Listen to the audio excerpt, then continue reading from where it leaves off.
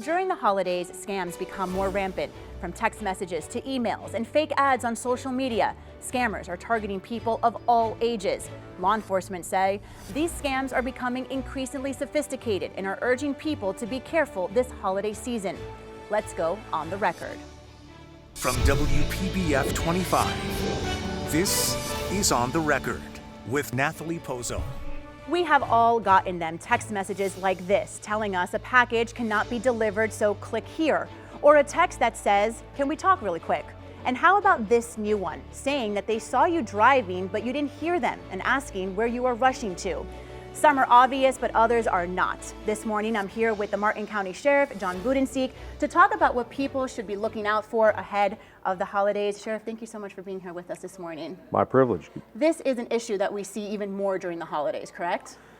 Every day. In fact, I get it personally on my own phone every day. Yeah, we definitely all get them. So what are these text messages designed to do? Because sometimes they're really obvious, but other times they're not. And are they just trying to figure out if the number's active? What are they trying to get at? Well, they're trying to go as far as they can get with you. Initially, they're trying to install malware on your phone. By clicking that link, you're opening up the door for them to do more devious things. Eventually, they want to get your bank accounts and pull your money out. But they want you to keep clicking. So if you click on the initial link, they're installing malware, and then they'll go as far as you allow them to go. Especially in those conversations, if you go back and forth with them, they will work diligently to get to your money. I want to share just some statistics here with you. So a new report from the spam blocking app, Truecaller, it found that people in our state, about 191 spam calls is what people are getting, and 11 million of those text messages come every single month. So researchers say that the average victim loses around $500. Why is Florida such a hot spot for this?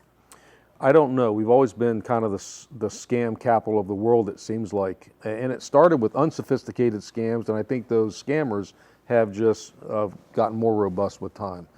We have a lot of people here, a lot of elderly people. Florida is a retirement state for the most part, so I would imagine that the elderly play into that because they are the ones that are most often victimized. And what do you see over in Martin County? What kind of calls is the sheriff's office getting about these scams? Well, for starters, the number one loss out of all crimes is fraud in Martin County, and that comes through mostly scams. The big ones right now are AI generated, so they're mimicking our voices in law enforcement. Our phone numbers, our voices, our all the names in our sheriff's office, and they're acting like they're law enforcement and saying you have a warrant and you got to turn yourself in or pay money. And people are afraid, so they act on emotion. And emotion really is at the core of all these scams. If it's too good to be true, if it scares you, if it excites you, if it stirs emotion within you, you're probably getting scammed. You mentioned AI. Is that making it more difficult for people to distinguish what is real and what is not? Especially with the elderly people, because AI, these scammers have figured out how to go on social media. So they can go on a grandchild's social media, record them, record their voice, clone it, and then they can call the grandparent from their number. Obviously, they're spoofing that number. They can call them from that number with their voice, and it's believable. Yeah, and there was one a few years ago, I believe, where they were saying that the grandchild had gotten into some sort of accident. Yes. And they needed to send over money for the ambulance or something along those lines. So that's called the grandparent scam, and that scam has been perfected, unfortunately, throughout the years. And now with AI, that scam is extremely robust. It's believable. The only way to defeat that scam, if you're a grandparent or a parent and you get that call, is to hang up and then call back the real number and talk to your child. So what should people do if they get a text message that they are not sure if it's real or not? What advice do you give people? Don't click on it. Do not click on links. Don't click on text messages. Don't be curious. Curiosity will cost you money. And from there, can they block the number? Should they report the number? What's the best way to go about that? Not reporting to the sheriff's office, it does not help us, but block. And on your phone, most phones say block and report. And hit that, block and report, and then get it out of your junk. Sheriff Budensiek, what happens if someone unfortunately does click on a link and now they find themselves in this situation? Is that when they should call the sheriff's office? Depends on how far they've gotten. So if you just initially click on the link and then you realize it's a bogus link, what you need to do is immediately block that link, turn your phone off of Wi-Fi so it can't be, it's being infected at that point with malware. Turn your phone off of Wi-Fi, have somebody do a scan of your phone to see if there's any malware that's been placed on your phone, and then while your phone is off of Wi-Fi, start recreating passwords for all your bank accounts, credit card accounts, whatever you have going on that has money. If you have gone too far, and Like you send money. you've sent money, you come to the sheriff's office, you do a report, and then we start trying to make you whole. Extremely difficult to do. Keep in mind, these scammers hide behind layers of computers. A lot of times they're not in the country, so our success rate at making an arrest and recuperating money is dismal at best. Because we are seeing so much of these kind of text message scams, these phone call scams, like you were saying, people pretending to be law enforcement officers, is the sheriff's office or is law enforcement in general doing anything to try and just minimize this happening, to maybe raise awareness about it? We have tried everything. We've tried to do PSAs through Facebook. We've done regular media. Even your network here has hit that many times with us. We've done mailers to our elderly. We've done mailers to the people that are moving into the county. We've done in-person talks at HOA meetings. We have hit that from all corners, and unfortunately the scam is still taking place and people are still victimized by these scams. I know you were saying that the elderly population is certainly targeted in Martin County. Is there something that, you know, the children of the elderly population, the grandchildren, is there anything that they can do to try and prevent this from happening to their loved one? It's a conversation, because they're the ones that are on social media, they're the ones that are paying attention, they're the ones that are going to see this interview likely. It's up to them as a child or a grandchild to sit down with your grandparents or your parents and explain these scams, and then put safeguards on their phones. A lot of times you can put safeguards on their phones that you can see on your phone, and especially with accounts, bank accounts, and just kind of keep track of what's going on in their lives. So why do we see these scams just increase so much during the holidays? Because you're shopping for things you would normally shop for. So you're Christmas shopping. You're going outside of your Walmart orders, your normal daily routine things, and you're shopping for things likely that have more value and that you're not used to shopping for. So you really don't know what the value of a certain product is. Your loved one asked you to buy a perfume, and so you go online and you buy this perfume, but you don't really know anything about it. So you could be looking at a real web page, you could be looking at a fake web page. It's a perfect time, unfortunately, for these scammers to interject themselves into your finances and steal your money. Yeah, and kind of take advantage of that Sure. giving spirit. We're going to continue our conversation this morning with Sheriff Budensiek right after this.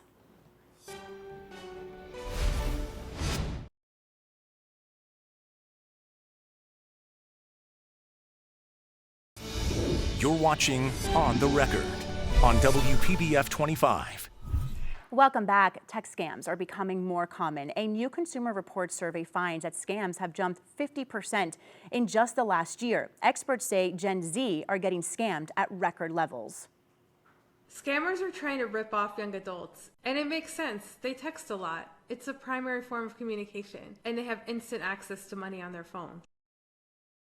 We continue our conversation this morning with Sheriff John Budensiek of Martin County to talk more about what to watch out for ahead of the holidays. Sheriff, so it's not just the older population that's being targeted, which is usually what we see with these kinds of scams. Everyone is getting scammed, especially with text messaging now. That's a normal form of communication for younger people. And it's easy for the scammers just to throw it out there. Hello, with a question mark, or how was your day? People that you shouldn't be interacting with, you have no idea who they are.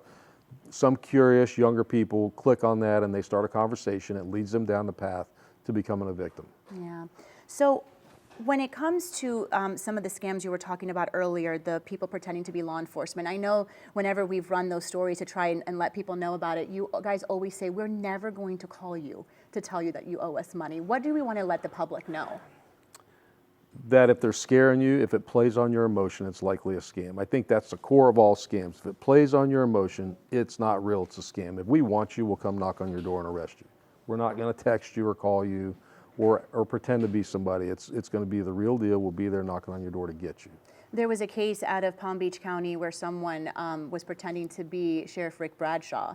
Yep. And was calling saying that they owed money, and the person went down to the court and everything and, you know, tried to figure out what it is that they had to do. Are you seeing things like that in Martin County as well? I am. In fact, I just had a conversation with an intelligent person, business person, who was fixing to send $3,000 out to a scammer, and I had to convince them that they were not going to get arrested multiple times. I'm like, listen, you're talking to the sheriff. I'm telling you There's not a warrant for your arrest. And it took convincing for me to stop that money from being transacted. Sheriff, do you think that with, I guess, just the politics in our world right now, immigration enforcement is something that the Sheriff's Office is doing and a lot of other law enforcement here in Florida. Do you think that has people scared as well and thinking that they have to pay in order to not be arrested by law enforcement? We've seen that throughout the years. So the migrant population, illegal immigrants in our counties across the state, they're constantly victims of scams. They're constantly victims of crime.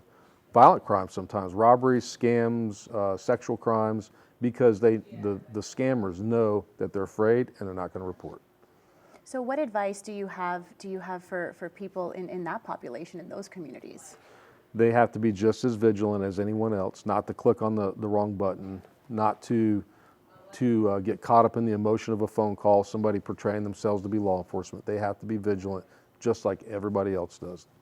Again, don't play on your emotions. Make a decision based on logic, not your emotions. And you mentioned earlier, too, that if something is too good to be true, it likely is. So kind of always keep that in your mind as well. Well, especially during the holidays. You're going to be out buying all kinds of items that are they're expensive, right? You're going to buy electronics. You're going to buy things for your loved ones. If the deal is smoking hot and it's not a Black Friday deal that you're physically going to go buy, you need to be extremely careful that you're on the right web page. With AI, they can recreate a web page that mimics the original one and make it convincing, and you could be sending your money to China and you're never going to get it back and you're never going to get the item that you ordered.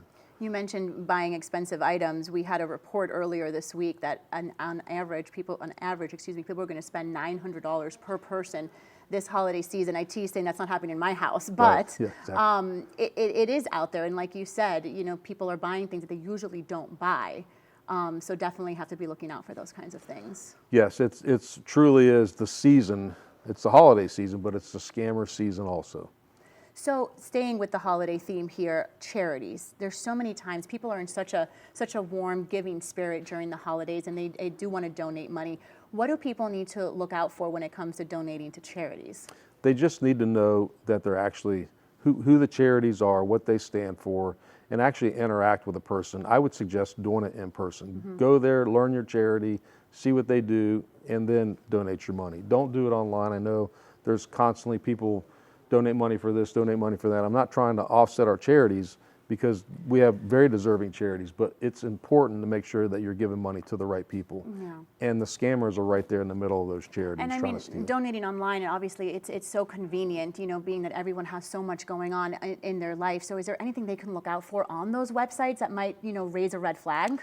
Clone websites. At the end of some of these AI-generated websites, they say AI-generated. I would steer far clear of those websites right now. And then I would talk to somebody in person. Actually look at their webpage and talk to somebody. And if they give you a good sales pitch that actually makes sense and they know what they're talking about, then I would suggest probably dealing with them. All right, Sheriff Budensiek, did I miss anything you want to add before we wrap up our conversation? Unfortunately, we could talk for hours about this. This is a problem. All right. Well, thank you so much for your insight and for being here with us this morning. Coming up next, we're going to speak with the manager of Safety Advocate at Consumer Reports about the red flags for parents as they are shopping this holiday season.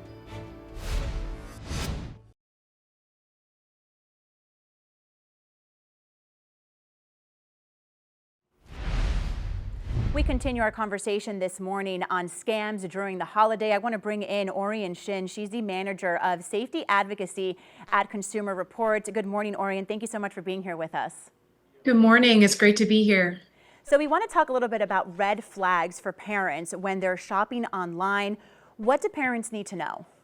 Yeah, so when shopping online, we know it's a busy holiday season every year, and right now is the time when you're buying a lot of stuff online, and you need to be careful because a lot of these products are coming from third-party sellers, and you might not know where it's coming from, and you might not know, you might believe or expect it to be safe or to meet certain standards, but they might not. And so it's really important right now to take extra time to think of and do a gut check and think about whether, does this make sense for my kid? Is this the right toy? Does it have certain things that I need to be concerned about, whether it's a lithium-ion battery that's not screwed in correctly or properly and meets federal regulations and such. And Orion, in our previous segment, we were speaking with the Martin County Sheriff, John Budenseek, and he was telling us that if something is too good to be true, it likely is. Is that the case with what you're seeing as well? Yeah, that is the case. If you find something that you think your kid will love, but it looks really cheap, or the price is too good to be true, you might want to take another beat to think through: is this actually the right product? Is this actually right for my kid, and would it be safe? And a lot of times it might not be. We've seen a lot of products come up on different marketplaces where they look great, they look fun, but when we kind of dug into them like we did last year, we found that batteries might be really easy to pop out and become a choking hazard or an ingestion hazard for a kid, for example, or have water bees that baby should not be allowed to play with. And so it's really important right now to take your time and to do your research and to make sure that the toys that you're buying for your kids are in fact what they should be playing with for their age, and meet certain standards, or look safe for them to play with. Orion, you mentioned third-party vendors. So there's a rise of third-party vendors on major retail websites, some of them which do not follow U.S. product safety rules. So how do parents know when they're shopping for these items? So if you're on a certain marketplace, and if you click on a product, you're like, oh, that looks really interesting. Usually you can find some language that says sold by.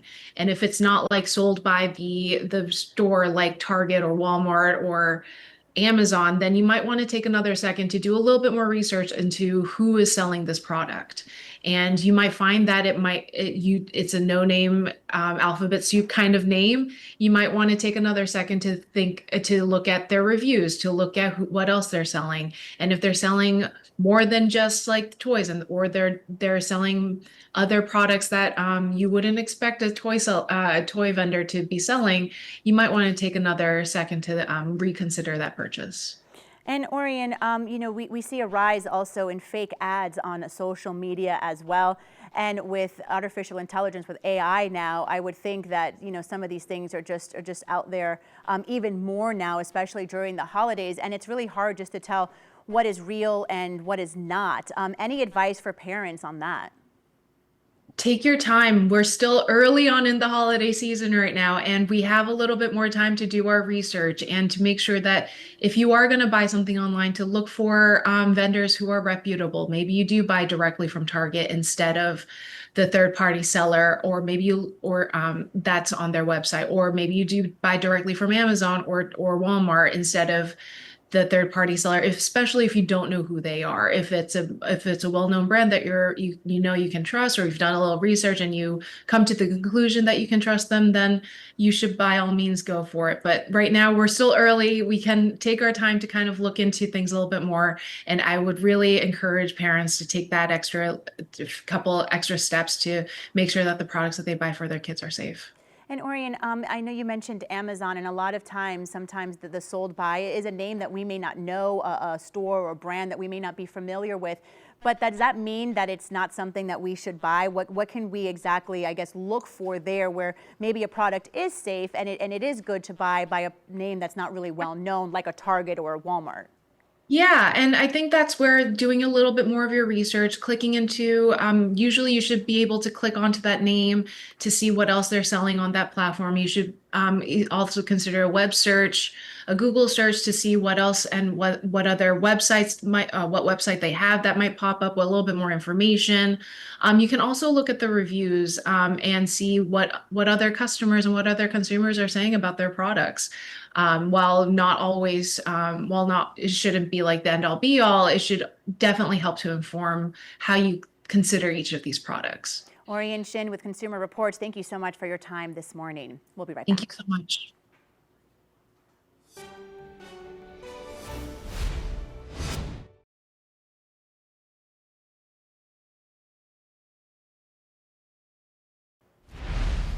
Thank you for making us a part of your morning. As always, we encourage you to be part of our discussion each and every Sunday right here at 10 a.m. Until then, you can watch this morning's On the Record and every episode on WPBF.com, the free WPBF 25 News app, and our free streaming app, Very Local. Have a wonderful Sunday. We'll see you back here next weekend.